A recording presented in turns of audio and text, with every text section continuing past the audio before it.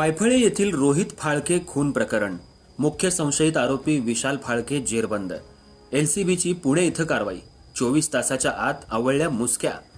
तालुक्यातल्या वायफळे इथल्या रोहित संजय फाळके याच्या खून प्रकरणी मुख्य संशयित आरोपी विशाल फाळके याला जेरबंद करण्यात आले। स्थानिक गुन्हे अन्वेषण शाखेच्या पथकानं पुणे इथं ही कारवाई केली। खुनाच्या घटनेनंतर अवघ्या 24 तासात आरोपीच्या मुसक्या आवळण्यात या पथकाला यश आले। वायफळे येथील संजय फाळके आणि विशाल फाळके यांच्या कुटुंबियांमध्ये गेल्या अनेक वर्षांपासून किरकोळ कारणांवरून वाद होत होते। गेल्या काही वर्षात हा वाद विकोपाला गेला होता। दोन्ही कुटुंबांनी एकमेकांना मारहाण केल्याच्या घटना घडल्या होत्या। यातूनच दोन्ही कुटुंबातील अनेकांवर यापूर्वी गुन्हेही दाखल झाले आहेत। गेल्या काही वर्षात या कुटुंबांमधला वाद वारंवार उफाळून येत होता। गाव पातळीवर हा वाद मिटवण्याचा प्रयत्न झाला होता, मात्र तो अयशस्वी ठरला। त्यामुळे दोन्ही कुटुंबांमधला वाद तेवतच होता। दोन्ही कुटुंबांकडून एकमेकांना बघून घेण्याच्या धमक्या दिल्या जात होत्या। दरम्यान गुरुवारी सायंकाळी विशाल फाळके हा आपल्या साथीदारांसह वायफळे इथल्या बसस्थानक चौकात आला। त्या ठिकाणी त्यानं रोहित फाळके आणि त्याच्या मामांची मुलं आदित्य साठे आणि आशिष साठे राहणार कुची तालुका कवठे महांकाळ यांच्यावर तलवार आणि कोयत्यानं हल्ला चढवला। यावेळी रोहित हा घराकडे पळून जाण्यात यशस्वी झाला, मात्र आदित्य आणि आशिष यांच्यावर वर्मी घाव बसल्यानं ते रक्ताच्या थारोळ्यात रस्त्यावर पडले होते। याच वेळी त्या ठिकाणी बसलेल्या सिकंदर असलम शिकलगार राहणार वायफळे याच्यावर या टोळक्यानं विनाकारण हल्ला केला। तेही गंभीर जखमी झाले आहेत। दरम्यान रोहित हा आपल्या घराकडे पळून गेला। विशाल फाळके आणि त्याच्या टोळीनं त्याचा पाठलाग केला। घराजवळ त्याला कोयता आणि तलवारीनं मारहाण केली। त्याला वाचवण्यासाठी त्याचे वडील संजय आणि आई जयश्री धावून आले, मात्र त्यांच्यावरही विशाल आणि त्याच्या टोळक्यानं हल्ला केला। यावेळी विशाल फाळके म्हणाला, तुम्हाला किती वेळा सांगितलंय माझ्या नादाला लागू नका, आमच्यावरची केस मागं घ्या, तुम्हाला सांगितलं होतं पण तुम्ही ऐकत नाही, आता मरा, असं म्हणत रोहित, त्याचे वडील संजय, आई जयश्री यांच्यावर धारदार शस्त्रांना हल्ला करून त्यांना गंभीर जखमी केलं। हल्ल्यानंतर या टोळीनं धूम ठोकली। यानंतर जखमी अवस्थेत सर्वांना भिवघाट इथल्या सिद्धिविनायक हॉस्पिटलमध्ये उपचारासाठी दाखल करण्यात आलं।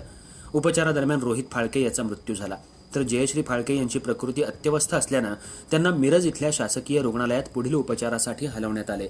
इतर तिघांवर भिवघाट इथल्या रुग्णालयातच उपचार सुरू आहेत। या प्रकरणी विशाल फाळके यांच्यासह त्याच्या 5 ते 6 साथीदारांवर गुन्हा दाखल झालाय।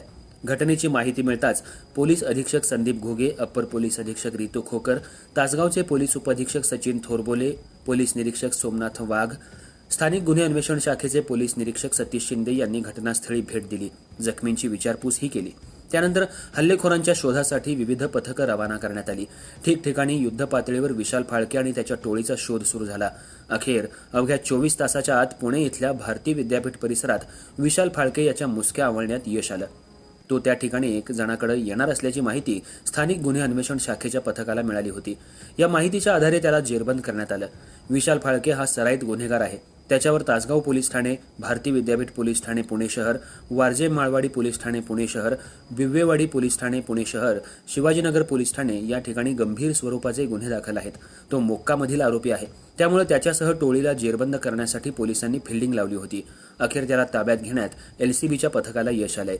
अर्थराज्य न्यूज मराठीसाठी कवठे महांकाळ प्रतिनिधी जगन्नाथ सकट। तासगाव पोलीस स्टेशन हद्दीतील वायफळे या गावात काल संध्याकाळी सुमारे 6:15च्या दरम्यान फाळके कुटुंबातील रोहित फाळके व विशाल फाळके यांच्यामध्ये पूर्वीच्या दाखल गुन्ह्यावरून वाद होऊन विशाल फाळके यांनी रोहित फाळके व त्याच्या कुटुंबातील इतर सदस्यावर त्याच्या 7 ते 8 साथीदारासह हल्ला करून त्यांना जखमी केले होते व ते पुण्याच्या दिशेने पळून गेले होते। काल संध्याकाळी तासगाव पोलीस स्टेशन येथे त्यांच्याविरुद्ध गुन्हा दाखल करण्यात आलेला आहे।